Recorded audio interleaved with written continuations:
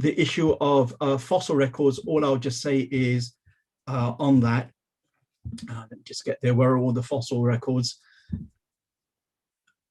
If you speak to any paleontologist or read any book on fossils and paleontology, we all know that actually it's under very rare circumstances that a fossil could be preserved in mud or some rock for millions of years. Normally, the norm is fossils and bones of creatures crumble away to dust.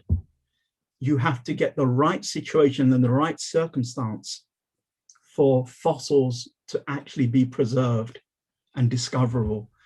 In fact, it is a miracle that we have as many fossils as we do.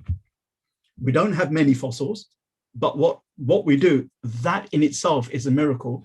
If only we understood how difficult it is to find fossil bones of any insect, creature, or animal, because it's not the norm. Normally, bones decay in the ground.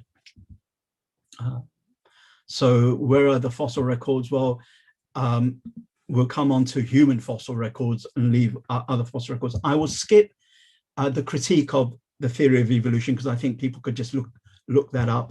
And the problem with us Muslims is not that we don't have a critique of it. We have an overbaked critique of it. Sometimes we have an obsessive, extreme critique of it, which is like kind of, pulling all the conspiracy theories, bringing the Illuminati, bringing this, bringing the Knights Templars, you give anything in the mix. Human evolution, the standard story, leaving alone modern findings, which then, add a little more detail, just broadly, four things. 4 million years ago, there was this upright creature that looked like a human being, okay? Looked like a human being, so it's called a hominid.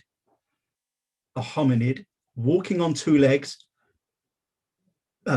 small brain, big skeleton, and we now call that Australopithecus or Australopithecines. These ape-like hominids that look more like apes than they do human beings, but nevertheless, they are walking upright or close to walking upright. That's for about 4 million years ago. We have fossil records to show that, okay? Brain capacity with about a third of the size of modern man, tiny brain. 2.5 million years ago to 1.5 million years ago, we have what they call Homo habilis, handyman. This hominid, so I'm not using the word human, I'm using the word human-like, hominid, also hominin, hominid that walks upright, okay? We have plenty of fossil records. On top of those fossil records, we have Homo habilis has a brain half the size of modern humans, and it has tools, flints, and spears and whatever. And so Homo habilis is handyman because it had tools. Homo erectus, about 250,000 years ago, 1 million years to 250,000 years ago, stronger physique than human beings. First hominid to hunt.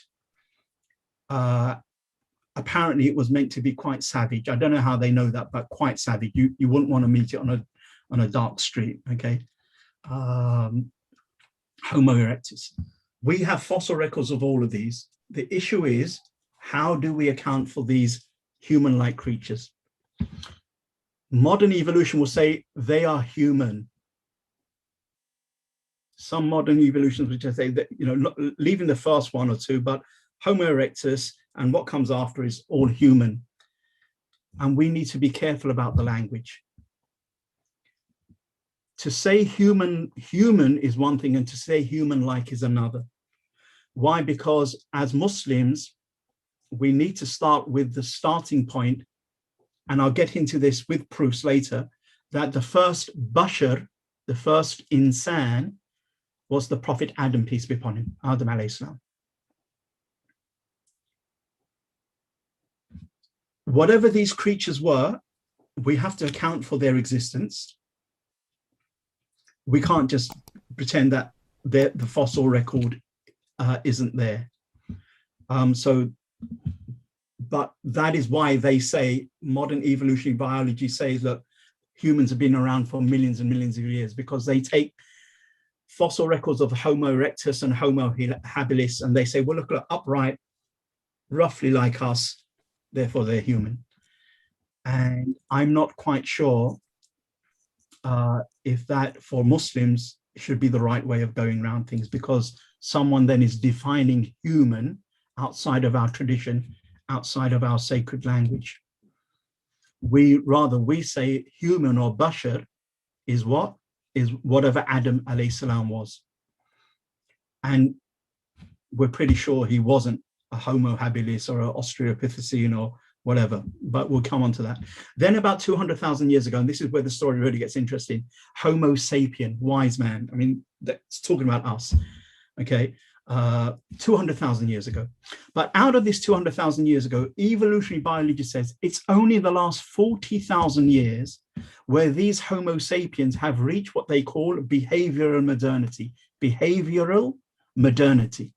In that, these Homo sapiens, about 40,000 years ago, we begin to find characteristics in them of modern human beings: complex language, figurative art, abstract thought, jewelry for adornment, cricket bats or bats playing like, I'm assuming with a ball, okay? And finely made tools and burial rituals. We only begin to find all of that 40,000 years ago. We find some primitive tools with Homo habilis millions of years ago, but the real stuff 40,000 years ago. Even though this sapien creature has apparently been around, according to evolution, 200,000 years before, but it's only 40,000 years where behavioral modernity has come. So they say anything before 40,000 years ago is very primitive, and some of them not hardly distinguishable from apes, and anything from 40,000 years onwards remarkably resembles modern man in all our diversity, inshallah.